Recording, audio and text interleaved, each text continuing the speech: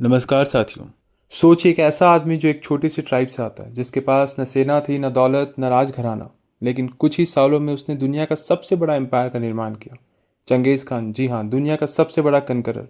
उसके नाम से लोग कांपते थे। चाइना, सेंट्रल एशिया, रसिया, पर्सिया, सब उसके सामने झुक गए। लेकिन सवाल यह है, क्या चंगेज़ खान एक बारबरिक किलर था या एक विजनरी लीडर? तो आज की इस वीडियो में हम जानेंगे उसका पूरा जीवन, उसका जन्म, उसका परिवार, उसका राज्य और उसके जीवन का कुछ अननोन फैक्ट। इस वीडियो में आपको फैक्ट्स मिलेंगे, हिस्ट्री का लॉजिक मिलेगा और कहानी होगी चंगेज़ खान की। चंगेज़ खान का असल नाम था तेमुजिन। उसका जन्म 1162 के आसपास हुआ था, मंगोलिया के स्टेपी रीजन्स में। तेमुजिन के पिता थे यसुजी, एक छोटे मंगोल ट्राइब के चीफ। उन्होंने एक दूसरी ट्राइब के खिलाफ लड़ते वक्त तेमुजिन को नाम दिया तेमुजिन, एक एनिमी वॉरियर के नाम पे, जिससे उन्होंने हरा दिया। तेमुजिन के बचपन में ही उनके पिता को जहर देके मार दिया गया। उसके बाद उनके पूरे परिवार को ट्राइबल प्रोटेक्शन से निकाल दिया गया, मतलब जंगल में जिंदा रहना बिना किसी सहारे के। इसी समय तेमुजिन ने सीखा सर्वाइवल, दोस्ती और दुश्मनी में फर्क। जब वो महज 9 साल का था, उसका विवाह तय हुआ बॉर्ते से, जो बाद में उसकी पत्नी बनी। चंगेज खान का जीवन एक इंस्पायरिंग लेसन है, कैसे इम्पॉसिबल सिचुएशन से निकल कर भी आप दुनिया को बदल सकते। तेमुजिन ने अर्ली एडल्टहुड में कुछ इंपॉर्टेंट काम किए। अलायंस बनाया दूसरे ट्राइब्स के साथ, नए नए लोगों को रिक्रूट किया, लॉयल्टी को सबसे ज्यादा इंपॉर्टेंस दी। मंगोलिया में उस वक्त बहुत सारी ट्राइब्स थी, सब आपस में लड़ते थे। तेमुजिन ने सबको पहले एक किया। 1206 में सभी मंगोल ट्राइब्स ने उसे चंगेज खान का टाइटल से नवाजा, मतलब ओशियनिक और यूनिवर्सल रूलर। ये नाम उसके एम्बिशन का सिंबल था। उसका गोल था दुनिया का सबसे बड़ा एम्पायर का निर्माण करना।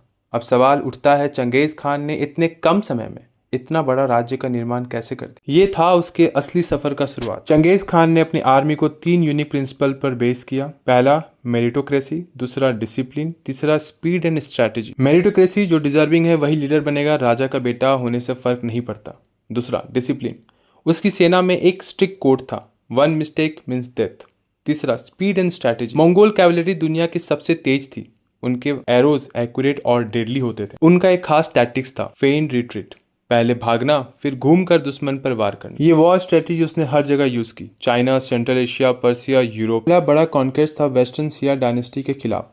उन्होंने रेसिस्ट किया, लेकिन चंगेज खान ने उनका शहर डिस्ट्रॉय कर दिया। फिर आई बारी जिन डायनेस्टी की, जो नॉर्दर्न चाइना में थी। मंगोल्स ने उनके खिलाफ ब्रूटल कैंपेन चलाया, मल्टीपल सिटीज को सीज किया गया और चंगेज खान ने हर जीत के बाद एक मैसेज छोड़ा, जो सरेंडर करेगा बचा रहेगा, जो लड़ेगा खत्म हो जाएगा। अब बात करते एक ऐसे वॉर की जिसमें पर्सनल ईगो इन्वॉल्व था चंगेज खान का। चंगेज खान ने ख्वारिज़म से ट्रेड रिलेशन बनाना चाहा। उसने 500 लोगों का कैरेवन भेजा, लेकिन ख्वारिज़म के शाह ने सबको मार दिया। चंगेज खान ने रिवेंज मोड ऑन की। 1219 में उसने फुल स्केल इन्वेजन लॉन्च किया। समरकंद, बुखारा, निशापुर सब कुछ डिस्ट्रॉय कर दिया। बुखारा में उसने कहा, I am the punishment of God, if you had not committed great sins, God would not have sent a punishment like मी।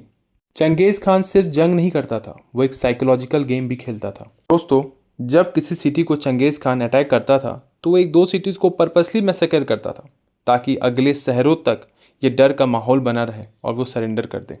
ये स्ट्रैटेजी डेंजरस थी, लेकिन इफेक्टिव भी। फियर से वो बिना लड़ाई के जीत जाता था। अब बात करते हैं चंगेज खान के पर्सनल लाइफ की, जहां पर पॉलिटिक्स और परिवार दोनों इंटरलिंक्ड थे। जैसा मैंने बताया था कि उसका विवाह हुआ था बॉर्ते से। बॉर्ते ने उसे 4 बेटों को जन्म दिया, जॉची, चगाताई, ओजिडी और तोलुई। बॉर्ते को एक समय किडनैपर्स ने उठा लिया था, लेकिन चंगेज खान ने इसे वापस छुड़ाया। बॉर्ते के अलावा चंगेज खान की और भी वाइफ्स थी, जिससे उसने पॉलिटिकल अलायंस बढ़ाने के लिए शादी की थी, लेकिन बॉर्ते हमेशा उसकी चीफ क्वीन रही। एक बड़ा इशू ये आया दोस्तों कि चंगेज खान के जाने के बाद उसके राज्य का एम्परर कौन बनेगा। चगाताई और जोची के बीच सवाल था, क्योंकि जोची के लेजिटिमेसी पे सवाल था। चंगेज खान ने ओजिडी को अपना सक्सेसर बना दिया, जो मॉडरेट और एडमिनिस्ट्रेटिव माइंडेड था। उसने अपने हर बेटे को अलग टेरिटरी दी, ताकि एम्पायर डिसेंट्रलाइज्ड हो, लेकिन कंट्रोल सेंट्रलाइज्ड रहे। दोस्तों, अब तक आप समझ ही गए होंगे कि चंगेज खान एक ऑर्डिनरी राजा नहीं था, लेकिन जितना बड़ा उसका एम्पायर था, उतनी ही बड़ी थी उसकी कंट्रोवर्सी की लाइफ। चलिए करते हैं कुछ खुलासे, जो टेक्स्ट बुक में नहीं मिलते, लेकिन हिस्ट्री के डार्क कॉर्नर्स में छुपे हैं। सोचिए एक ऐसे आदमी के बारे में जिसके नाम से शहरों के गेट खुद बंद हो जाते थे। चंगेज खान के नाम के साथ जुड़ता एक सबसे बड़ा इल्जाम जेनोसाइड का। हिस्टोरिकल रिकॉर्ड्स कहते हैं कि उसके इन्वेजन में 4 करोड़ से ज्यादा लोगों की जान गई। ये आज की दुनिया के पॉपुलेशन के हिसाब से स्मॉल कंट्रीज के साइज का फिगर है। सिर्फ निशापुर के मैसेकर में उसके ऑर्डर पे लगभग 1.5 लाख लोगों को कुछ घंटों में मार दिए गए, क्योंकि एक मंगोल कमांडर की मौत का बदला लेना था। उस वक्त कोई जेनेवा कन्वेंशन नहीं था, और चंगेज खान के लिए तो ह्यूमैनिटी एक ऑप्शनल कॉन्सेप्ट था। अब चलिए बात करते हैं जेनेटिक्स की। 2003 में हुई एक शॉकिंग स्टडी ने वर्ल्ड को हिला कर रख दिया। स्टडी कहती है आज के टाइम में हर 200 आदमी में से एक आदमी जेनेटिकली चंगेज खान का डिसेंडेंट हो सकता है। मतलब आप किसी रैंडम मॉल में खड़े होकर 200 आदमियों को देखें तो एक आदमी चंगेज खान की फैमिली का हो सकता है। मास मर्डरर या मास्टरमाइंड, लेकिन कुछ स्कॉलर्स कहते हैं उसने टॉलरेंस, ट्रेड और कम्युनिकेशन के नए दायरे बनाए। मंगोल एम्पायर में हर रिलीजन को फ्रीडम थी, चाहे वो मुस्लिम हो, बुद्धिस्ट, क्रिश्चियन, सबको प्रोटेक्शन मिलता था। उसने सिल्क रूट को सिक्योर बनाया, एक ऐसा सिस्टम डेवलप किया जिससे ईस्ट और वेस्ट कनेक्ट हो सके। तो क्या हम सिर्फ उसकी ब्रुटैलिटी को याद करें या उसकी ब्रिलियंस को भी एक्नॉलेज करें? देखिए, कहानी दोनों तरफ है। चंगेज खान एक ऐसा पैराडॉक्स है जिसका जवाब सिंपल ब्लैक एंड व्हाइट में नहीं दिया जा सकता। वो एक डिक्टेटर भी था जिसके नाम सुन के लोग कांपते थे। वो एक रिफॉर्मर भी था जिसके गवर्नेंस मॉडल आज के लीडर्स के लिए केस स्टडी बन सकता है। जैसा उसने खुद कहा था, if you had not committed great sins God would not have sent a punishment like मी।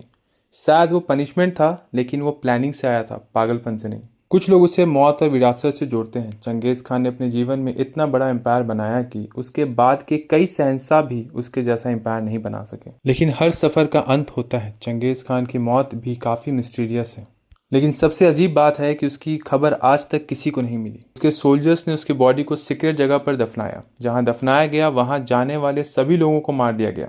बाद में उस एरिया पर घोड़े दौड़वाए गए ताकि उसके कब्र के निशान मिट जाएं। इससे आप समझ सकते हैं कि मंगोल लोग उसे कितना मानते थे। उसके रिस्पेक्ट का लेवल अनइमेजिनेबल था। अगर बात करें चंगेज खान की विरासत की, तो चंगेज खान के बाद उसके बेटे ओजिडी खान एम्परर बने। उन्होंने एम्पायर को और एक्सपैंड किया। रशिया, हंगरी तक मंगोल सेना पहुंच गई। चंगेज खान का एम्पायर 13 मिलियन स्क्वायर किलोमीटर से भी बड़ा था। इसका मतलब दुनिया का सबसे बड़ा कॉन्टिग्यूअस लैंड एम्पायर। और सिर्फ जंग नहीं, उसने गवर्नेंस और लॉ का भी स्ट्रक्चर को डेवलप किया। आज के लिए क्या सीख है? अब सवाल उठता है, आज के टाइम में चंगेज खान से हम क्या सीख सकते हैं? लीडरशिप। हर क्राइसिस में उसने बोल्ड डिसीजन लिया। जब उसके पिता मरे उसने हिम्मत नहीं हारी। मेरिटोक्रेसी। अपने दोस्तों को रिवॉर्ड दिया और फैमिली से ऊपर टैलेंट रखा। ये सिस्टम आज भी काफ़ी कंट्रीज में काम करता है। फ्लेक्सिबिलिटी। उसने Chinese engineers, Persian administrators and Muslim doctors को रिक्रूट किया। टैलेंट और नॉलेज को वैल्यू देना उसका असली स्ट्रेंथ था। Fast communication. उसने एक पोस्टल सिस्टम बनाया, यम, जो आज के स्पीड पोस्ट जैसा था। वुमेन का रोल। चंगेज खान के बाद मंगोल वुमेन ने काफ़ी पॉलिटिकल पावर संभाली। ये प्रोग्रेसिव अप्रोच था 13वीं सेंचुरी के लिए। तो दोस्तों, ये था चंगेज खान का पूरा सफ़र। एक छोटी ट्राइब का लड़का जो दुनिया का सबसे बड़ा कंकरर बना। उसकी कहानी में हिंसा भी है, विजन भी है और पॉलिटिक्स भी। अब ये आप हैं, चंगेज खान को क्या मानते हैं? बारबरिक डिक्टेटर या जीनियस लीडर? हमें ज़रूर कमेंट करके बताएं। और अगर आपको ये वीडियो पसंद आई हो तो लाइक करें। और अगर आपको लगता है कि आपके दोस्तों को ये हिस्ट्री समझनी चाहिए तो उनके साथ ज़रूर शेयर करें। फिर मिलेंगे आपसे एक नए वीडियो में। तब तक के लिए इजाज़त दीजिए। नमस्कार।